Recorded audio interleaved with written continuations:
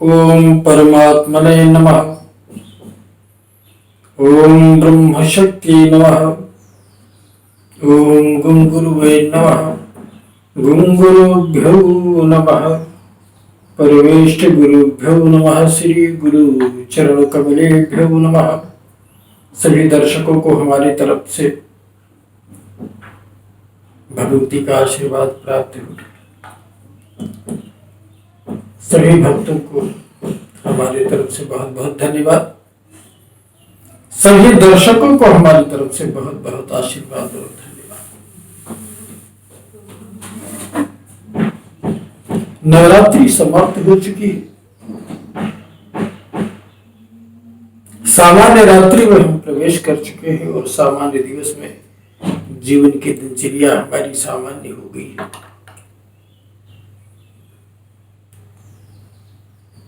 इसके पिछले भाग में हमने आपको स्वयं एनर्जी के बारे में, अपनी ऊर्जाओं के बारे में, कुंडली शक्ति के बारे में जानकारी देने का प्रयास किया और प्रारंभ किया कि मैं आगे इसकी जानकारियां दूंगा जो ईश्वरीय सत्ता ने हमें जो ज्ञान प्रदान किया है या जो मैंने अपने अनुभव से हमने इस चीज को प्राप्त किया है या जो हमने गुरु की कृपा से या गुरु के चरण में या शरण में बैठ करके हमने जाना है। अगर इससे संसार का भाव होता है और इसी संसार का लाभ होता है तो हमें इसी संसार को देने में बहुत ही प्रसन्नता होगी, आत्मिक आनंद होगा। सभी दर्शकों को हम अपने बताना चाहते हैं क्योंकि ये साधना का विषय इतना आसान नहीं होता है, लेकिन अगर जीवन में कुछ बड़ा पाना है, कुछ बड़ा करना है, कुछ विशिष्ट प्राप्त करना है, विशिष्ट व्यक्ति के रूप में आना है तो आपको विशिष्ट ही करना पड़ेगा और बड़ा ही करना पड़ेगा, क्योंकि बिना संघर्ष के उत्कर्ष संभव नहीं है और बिना कष्ट के, बिना तकलीफ के, सुख के अनुभूति का कोई आनंद नहीं है। जब बड़ा लक्ष्य होगा तो बड़ा ही परिश्रम होगा, बड़ी ही मेहनत करनी पड़ेगी। साधना का विषय संसार में हर कर्म साधना के विषय से जुड़े हुए हैं। हम आप इसमें क्या प्राप्त करना चाहते हैं? भौतिक जीवन में भौतिकता प्राप्त करना चाहती हूँ या आध्यात्मिक जीवन में आध्यात्मिकता प्राप्त करना चाहते हैं? यदि आप भौतिक जीवन की साधना करते हैं वो भी एक साधना है, जैसे हमने पहले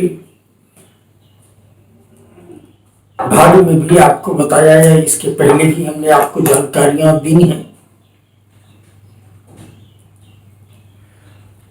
कि भौतिक जीवन में आप अपने जीवन को प्रगति देने के लिए, उन्नति देने के लिए, जीवन में अपने अभिष्ट को प्राप्त करने के लिए, अपने लक्ष्य को प्राप्त करने के लिए, अपने स्वप्न को साकार करने के लिए जो भी कर्म करते हैं वो सब साधना ही है, साधना से जुड़ी हुई है। निर्णय आपके जीवन में आपके संस्कारों से, आपके विचारों से आता है कि आपको क्या बनना है। आपको डॉक्टर बनना है कि आपको इंजीनियर बनना है कि आपको व्यापारी बनना है कि आपको प्रोफेसर बनना है कि आपको ज्ञानी बनना है कि आपको नेता बनना है कि आपको अभिनेता बनना है। तो जीवन के लक्ष्य को पहले निर्धारित करना होता है, उसके बाद साधना में उतरना होता है। ये तो हो जाती है हमारे भौतिक जीवन की प्राप्ति की साधना की। अगर मुझे भौतिक जीवन में इन सबको प्राप्त करना है तो हमें इन सारे साधनाओं की आवश्यकता पड़ेगी।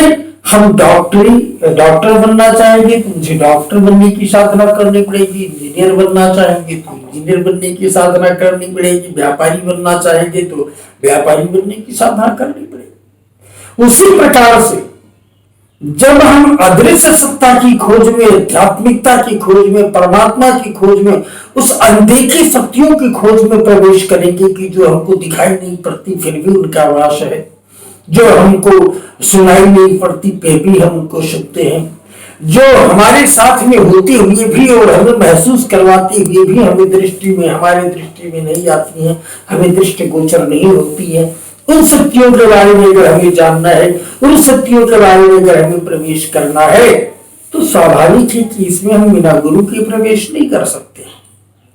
और इसमें गुरुता का बहुत बड़ा महत्व होता है, क्योंकि ये अदृश्य विद्या है, ये परा विद्या की साधना है, ये अनंत अंतस चेतना की साधना है, अपनी जागृति की साधना है, ये खुद को पहचानने की साधना है।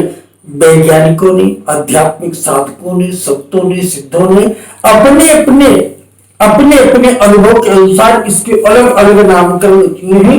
इनके अलग अलग नामों से इनको पुकारा जाता है।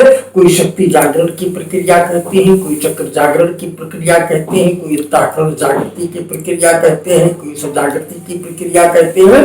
ये उनकी भाषा, अपनी भाषा और अपना अनुभव होता है कि हम किस रूप में इसको बताना चाहते हैं। इसमें सर्वप्रथम आवश्यकता होती है कि जब आप गुरुता को प्राप्त करेंगे, कोई योगी गुरु जब आपके जीवन में मिलेगा, जैसे भौतिकता के जीवन को प्राप्त करने के लिए जब आप साधना में उतरते हैं, तो उनके गुरु आपको प्राइमरी स्कूल से ही मिलना प्रारंभ हो जाते हैं और वो आपको 1 से लेकर के और 5 तक और 6 से लेकर के और इंटर तक और इंटर से लेकर के ग्रेजुएशन तक एक एक गुरु आपको प्राप्त होते चले जाते हैं और आप अपनी साधना में सफल होते चले जाते हैं।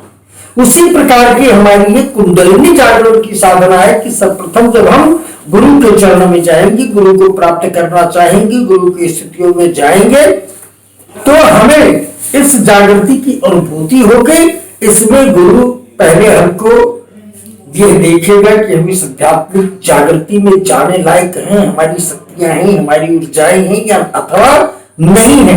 और जब हम कोई योग गुरु प्राप्त होगा, तब हम इस कुंडलिनी जागरण की साधना में उतरने का प्रयास करेंगे और हम अपनी शक्तियों को, अपनी ऊर्जाओं को पहचानने का प्रयास करेंगे और इसको हम गुरुता के माध्यम से, गुरु के बताए हुए निर्देशानुसार हम इस पर चलने का प्रयास करेंगे। उसके पुनः हमारी कुंडलिनी शक्ति जागृत होगी, हमारी ऊर्जा जागृत होगी, तब हम इस साधना के अंदर प्रवेश करेंगे और इसमें प्रवेश करेंगे। इसको भी हम आपको अगले भाग में अवश्य बताएंगे और अवश्य दिशा निर्देश देंगे। जय जय कर्मा।